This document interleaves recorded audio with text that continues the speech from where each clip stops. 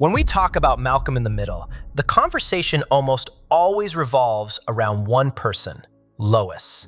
And it's often very easy to look at the woman standing right behind her in a cloud of cigarette smoke, Grandma Ida. Judith! On the surface, Ida fits the character perfectly. She's a bitter old woman who hates her son-in-law, yells at the kids, and demands traditional respect. But if you peel back the layers of Ida's character, a genuinely sinister, criminal picture starts to form. So, was she just a cranky old woman from the old country, or the most evil, unhinged villain in sitcom history? This is the one with the half-wit factory between her legs. Rudeness and decency, the human Ida. So for most of the series, Ida is portrayed as the punchline to a joke about bad in-laws. She's the person nobody wants to see, and she usually shows up without warning. I just decided to hop in the car and drive on down from Canada without calling ahead. How fun! Yeah, how long do you think you'll be staying? Lighting up a cigarette right in the middle of the house and complaining about the smell. But if you look closer, there's a side to Ida that is actually pretty hard to watch. What are you waiting for, a tip? Get out of here. You're suing us? Let's be real. She hides behind this old world tradition excuse, and she constantly uses it to push people around.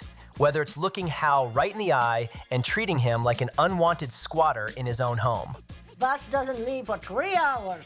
Yeah, but there could be a parade. It could take us all day to get through the traffic. Or insulting him every single chance she gets. I had better put in refugee camp. Dude, it's awful. It feels like Ida uses Hal as a punching bag to show everyone just how much she despises the life her daughter chose. Think about how wild that is. Hal is literally providing the roof over her head, yet she treats him like some creepy Airbnb host who keeps begging for a 5-star review. He is funding her survival, and she looks at him like he's a raccoon that got stuck in the chimney. And guys, this behavior isn't just something she does to Hal. If you pay attention, even her own grandsons get this exact same treatment. I can't believe what I'm hearing. Are you insane or just evil? Fools should rip out your throat. She is casually cruel to Malcolm and Reese, actively looking for ways to make them miserable while demanding they kiss the ground she walks on. You are afraid of the next trial because it is a test of intelligence. She constantly throws around unfiltered bigotry and deeply offensive remarks to anyone she meets, masking her racism as just how things were in the old country. Like pushing me. That's what happens when you push big tough guy. And it makes you wonder how much respect she actually has for anyone. But the problem with this traditional elder act is that it makes Ida completely incapable of showing basic decency. She demands absolute, unquestioning respect from the entire Wilkerson family. Rather, she refuses to show even an ounce of it in return. Up until now, we've just been looking at a bitter elder taking her anger out on Hal and the kids. But it isn't until you see how she treats the only person desperately trying to help her that you realize this isn't just an act. I'm pregnant. You're joking. Lois does everything for her. All right, so when Ida is injured and has nowhere else to go, Lois is the one who steps up. Her out on her cage. Hell, we can't do that. She's my mother. She takes her into their home, feeds her, and tries to appease her. And how does Ida repay this kindness? Instead, she literally serves her own daughter with legal papers, suing Lois and Hal after slipping on a leaf in their driveway. You're suing us? Keep it down. The boys are in the house. Ah, yes, the classic, thanks for the free food and shelter, now I'm going to legally bankrupt you over a piece of foliage maneuver. Pure, unconditional, grandmotherly love right there. She knows they are barely surviving and have lost their insurance, meaning this lawsuit could completely bankrupt them and leave her grandkids homeless. But she doesn't care. She sits in their dining room in a metal cage brace, eating the food they provide, while her lawyer outlines how they are going to take everything. And you understand everything I've explained to you about the deposition process? Believe it or not, if you think that's bad, Look at the situation with her favorite daughter, Susan, who is dying of kidney failure.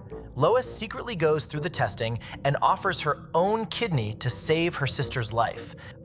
Susan, please, just take the kidney. I don't want to lose you. Okay. But because of the deeply toxic rivalry Ida forced on them, Susan initially refuses the kidney, preferring death to letting Lois be the hero. I had your kidney taken out after I told you no.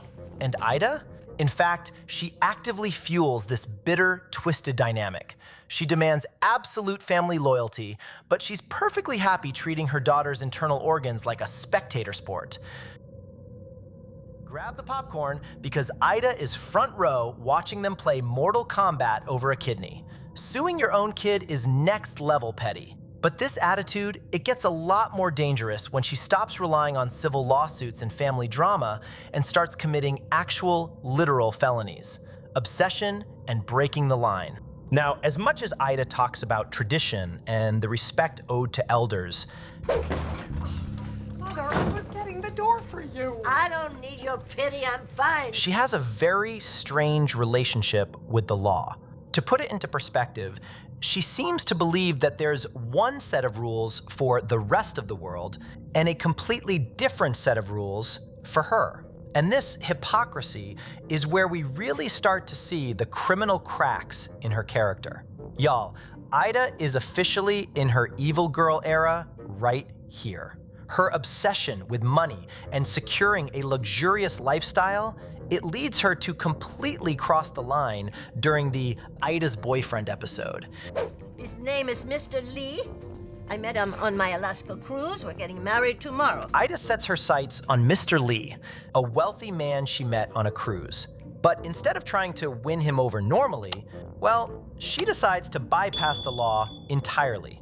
She sneaks hallucinogenic roots into his tea, heavily drugging him. Drink your tea. You hate it when it gets cold. Because nothing says till death do us part quite like a little premeditated chemical romance. She essentially slipped a wealthy senior citizen a roofie and called it a dowry. From an audience perspective, the show plays this off as just a wacky sitcom plot. But guys, we have to remember what is actually happening here. From reality's perspective, she is manipulating a highly disoriented, drugged man into a marriage proposal just to steal his wealth. Wise as well as beautiful. Seriously, think about how insane that is. What other TV grandma is out here literally roofing a guy just to secure a fat paycheck? She is committing premeditated chemical sabotage and fraud. You'd think drugging an innocent man for a payday would be the absolute bottom of the barrel, but oh boy, Ida's greed is nothing compared to the calculated psychological warfare she unleashes on her own flesh and blood. If you don't stop this lawsuit, we'll be ruined. Do you understand? I'm sure you'll manage somehow. Pure evil, Ida. The truth is that Ida showed signs of being an actual monster long before she ever slipped those roots into Mr. Lee's tea. In reality, there are multiple moments throughout the show in which we see a woman who completely lacks basic human empathy toward her own children. And guys, the ultimate proof of this is the massive revelation regarding Lois's father, Victor. We will not take your money. Of course you will. Later in the series, we learn that Victor actually had a secret second family living in Canada. Mom, do you want to talk to dead Grandpa's secret other family? What did you say? He had a whole other wife named Sylvia and another set of children. But the truly evil part? Ida knew about it the entire time. I'd love you to come to my baby's party. Do you think I was born yesterday? Instead of leaving a man who had abandoned them, Ida just kept it completely hidden. She gate-kept a whole Canadian backup family. I mean, think about how twisted that is. Lois spent her entire childhood thinking she was the problem, just desperate for love in a freezing, miserable household. Mother!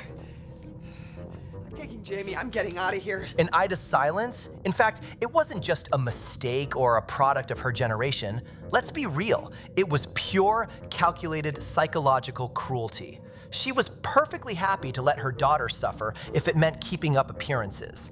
But before we talk about how she physically tortured Francis, Ugh, tell me that eyebrow thing isn't genetic. I want to know what you guys think. Jump into the comments right now. Keeping a massive secret like that and watching your kids suffer is top-tier emotional abuse. But when Ida actually gets her hands on you physically, ultimately, that emotional damage quickly turns into physical humiliation, dehumanization, treating people like animals. She sees her grandsons as subjects to be broken down, humiliated, and treated like disposable objects. However, the most famous example of this is the arc where Francis is forced to live with her. Everyone else in this family has either school or a job, so you are staying here and helping your grandmother. Normally, a trip to Grandma's house means sneaking you a $20 bill and feeding you too much cake. But Ida? She skips the baked goods and turns her living room into a literal Siberian gulag. What are you doing? I'm doing you a favor, so why don't you shut up and enjoy it? It's a terrifying way for a grandmother to think. It is giving pure Homelander energy. Just like Homelander looking down at regular people like they are literal toys to play with and break, Ida does the exact same thing to her own flesh and blood. She completely strips Francis of his basic dignity. And you have to remember who we are talking about here. Francis is a guy who literally survived a militarized academy run by the ruthless Commandant Spangler. He fought loggers in Alaska. But living with his own grandmother for a Christmas? That is what actually breaks his spirit. Unchecked violence. But by this stage, the line between Ida and an actual supervillain is completely gone. Stripping a kid of his dignity is one thing, but when she feels like she is losing control, well, she turns to unchecked violence. When he defeats you, he shall be a man. It starts with these smaller, vicious moments, like when she intentionally stabs Francis with a needle, just purposefully aiming to draw blood and cause him physical pain. Ah! God, what the hell is wrong with you? You like pushing me? That's what happens when you push big, tough guy. But guys, that is absolutely nothing compared to what she does to Reese. I mean, in a move that completely crosses the line from abusive into heavy international felonies, she orchestrates the literal human trafficking of a woman named Raduca. Instead of just giving bad life advice like a normal TV grandma, she skips the standard meddling grandmother phase and goes straight into international smuggling. She didn't just give bad life advice, she practically Amazon primed a bride across the border to force Reese into a sham marriage. You will take Raduca for your bride. Honestly, think about how wild that is. She didn't just yell at her grandkids or steal their toys. She literally trafficked a human being into the Wilkerson house. Even the CIA is looking at this like, whoa, dial it back, lady. In any other universe, a SWAT team is coming through her windows for international smuggling. But just when you think she's 100% pure evil and completely beyond saving, surprisingly, she does the one thing nobody saw coming, and she still manages to ruin it. The ultimate betrayal and the final price. All right, so eventually Ida does something that genuinely shocks everyone. She actually pays the final price when she pushes Dewey out of the path of a speeding truck. She saves his life, but she has her own leg completely severed in the process. For God's sakes, Reese, your grandmother lost a leg. And guys, it's a deeply tragic situation. The show really makes you want to feel bad for her here. She made the ultimate bloody sacrifice for her grandson. But the real betrayal happens in the immediate aftermath. You almost have to respect the dark hustle here, because instead of letting this bloody sacrifice bring the family together, she instantly weaponizes her amputation. She took a life-altering physical tragedy and cashed it in for a lifetime VIP pass to the Guilt Trip Olympics. I mean, she demands to be waited on hand and foot, treating everyone like garbage, and threatens them with even more lawsuits if they don't comply with her insane demands. And you never paid me for the food he ate. Oh, God, what whining I want my mommy. Make no mistake, she was so focused on making everyone around her miserable that she managed to take the most heroic moment of her entire life and, well, she turned it into a weapon against her own blood. All right, so after looking at all of that, it's pretty easy to see why somebody would call Grandma Ida a villain. But guys, there is one major thing that sets her apart from other flawed characters on television. How could you lie like this? Sweetie, don't be upset. We can change this A to a B. So, what do you think? Let me know what you think in the comments below. But anyway, thanks for watching and commenting. Have a really good one.